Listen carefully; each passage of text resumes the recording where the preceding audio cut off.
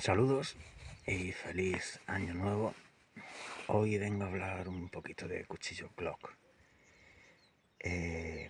Aquí tengo un cuchillo, un Glock 78, un Glock 81 y un Glock 78, pero de hace bastantes años. Entonces, la diferencia primera, más evidente, es que el Glock 78 no tiene sierra y el Glock 81 sí la tiene. Como la sierra va mecanizada en el lomo, se come un poquito de material, con lo cual pues, tiene más material en la hoja y a priori sería un poco más resistente. No son de la misma fecha y si os fijáis, aquí aparece el logo rectangular, también en la hoja. Aquí de igual forma aparece el logo rectangular, se ve muy bien por el gris también en la hoja. Pero en los de última generación, los que han sacado con nuevos colores y eso, nos encontramos que el logo viene por ambas caras. En los de siempre venía por una solamente. En este viene por una y por otra. En la funda vemos que igual viene solo por una, pero en el cuchillo, en el mango, viene por ambas. De forma que lo guardes como lo guardes, se va a ver. Mientras que en estos, en cierta forma, no queda a la vista. Este es más antiguo y el logo es circular, es redondo. Igualmente, solo se ve por un lado, redondo aquí, redondo en la hoja. Y si os fijáis, comparo con el otro Glock 78, tiene una serie de diferencias, aparte del logo. La primera es que el clip es más largo, los de ahora, y eran más cortos los antiguos. La punta que hace el clip, aquí es más larga y aquí es un poquito más corta. Lo segundo es que si os fijáis, el vaciado en los de ahora es más alto, mientras que aquí tiene una mesa más grande para el vaciado, no era tan pronunciado. Y la transición del filo también es distinta. Fijaos que aquí en poquito espacio ya cae a filo, mientras que aquí el tramo que hacía hasta llegar al filo es un poquito más gradual, por decirlo así. En estos nuevos, pues eso ya se mantuvo con respecto a estos. Si aquí se ve un poquito menos de mesa porque está comida por la sierra. Y la diferencia en el acabado de las hojas también es llamativa, ¿no? En esto bien podría ser una capa de pintura epoxi o qué sé yo, mientras que esto iba fosfatado. El acero en principio es el mismo, es un equivalente al 1095, 20HC, lo que sea, pero bueno, viene a ser un 1095, solo que hecho aquí en Europa. Y está templado a una dureza baja, a 54 o 55 HRC. Hay a quien le parece muy poco, pero bueno, pensamos también que un cuchillo de supervivencia debe ser un poquito blando, mejor. Me explico, si uno sale por aquí y se le rompe, pues viene a casa, abre el cajón y coge otro, ¿no? Pero si va a depender de él en una zona donde no puedes reabastecerte, un cuchillo un poquito doblado siempre sirve, pero un cuchillo roto a trozos, pues no, ¿no? El Pilot Survival este de Ontario le pasaba igual, ¿no? Iba templado, muy blando. Otra cosa que llama la atención, sabéis que en los Glock siempre hay un gap, un lapso entre la guarda y el mango. Pues en unos es un poco más, en otros un poco menos, pero bueno, más o menos estándar. En este el lapso era un poquito menor, aunque también está. Si no se ve es porque lo rellené con epoxi bicomponente y también puse epoxi bicomponente la junta entre la hoja y la guarda. ¿Para qué?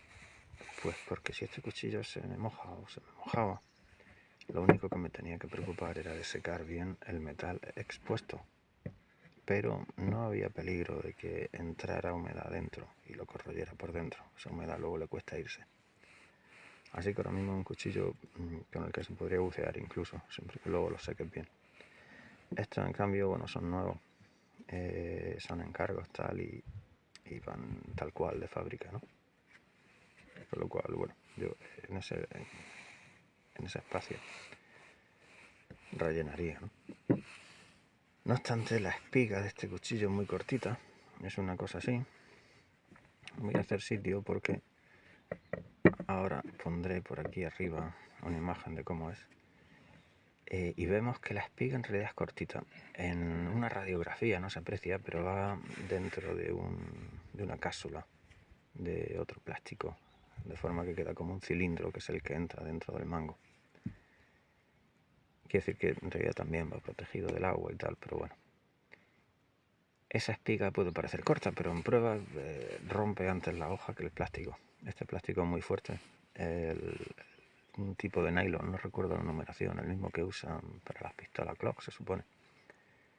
Y luego está la cápsula del pomo, que es la que se engarza en el fusil Steyr AUG, el fusil austriaco para usarlo de bayoneta, ¿no?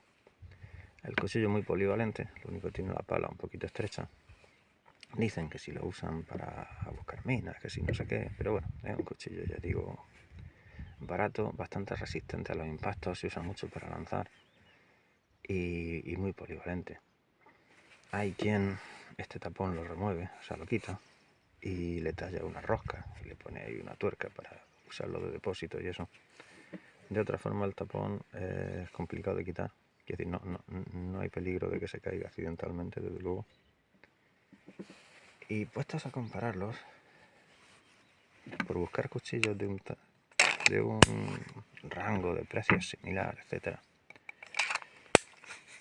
aquí al menos desde España, pues estaría en un rango de precios similar, por ejemplo, al SRK.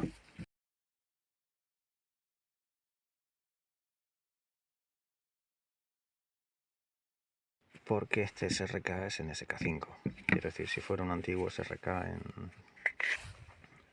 en AUS 8, en VG1 o algo así, ya subiría de precio. Este SRK, como digo, es SK5 y al contrario que este está templado muy duro. El acero es un 1080, un SK5 japonés, pero viene a ser un 1080, pero templado muy duro, a más de 60 HRC me parece. Eso ha dado muchos problemas en cuanto a que la punta parte. Hay un muchacho que tiene un vídeo por ahí donde ha hecho una modificación de la punta muy chula. Luego os pondré el link en la descripción y lo muestro por aquí si eso. Pero en general, vamos, no rinde igual que el SRK en AUS 8, por ejemplo. Esta era una pasada. Si podéis pillar alguno a ojos cerrados, vamos. El VG1 fue un poquito peor y este pues dicen que peor aún, ¿no? Está el Sanmai, el 3 capas, pero en la capa del centro la más dura es un VG1, es un 440C. No es VG10 como en los Fallkniven, es VG1. Y a mí personalmente no me gustan. Está también el 3V, que hay 3 generaciones, por decirlo así. La primera negra de Taiwán, la segunda blanca de Italia y la tercera blanca de Taiwán. La primera negra de Taiwán es genial, la segunda, la blanca de Italia, bien, y la tercera, la blanca de Taiwán, dicen que un poquito peor. Ha cambiado incluso la geometría, el perfil, el grosor, en fin. Si tenía ocasión de pillar uno negro, de la primera que se hizo en Taiwán, que además venía con un recubrimiento DLC, ya digo, no lo pensáis. En un rango de precios similar en su momento, aunque ahora he visto que ha subido, estaría este. Bueno, este es que está un poco batallado. Este es el Hakaripuko 140, aunque le modifiqué el mango y bueno, lo pinté y tal. Pero si bien en su momento costaba 45 por ahí, ahora está a 60 sin funda. Una oferta por ahí 70 con funda marrón, porque el marrón parece que tiene poca salida. Pero vamos, ya está un poco más caro. Este es una pasada, este es una bestia. O sea, este le he hecho un buen, le da un buen tute, por decirlo así. Y es un disparate, ¿no? De clavar la punta y hacer palanca, lo que sea, vamos. Es como un Mora Robust, pero sobredimensionado. El acero de este es 80 CRV2 y la hoja la fabrica Laurin Metalli, los mismos que hacen la de Peltonen y eso. Pero me gusta más este tratamiento térmico. Este le procuran una descarburización superficial para que se quede la superficie un poquito más blanda. Y en el lomo lleva 2 limados para acceder a la parte interior más dura y rascar un ferrocerio, pero no me dio buen resultado. Si alguien quiere rascar bien, pues que le haga una muesca, lo recomiendo.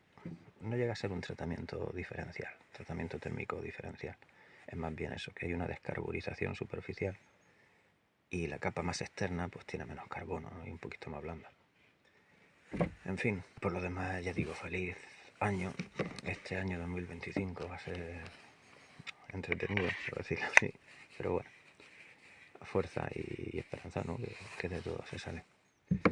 Un saludo y gracias por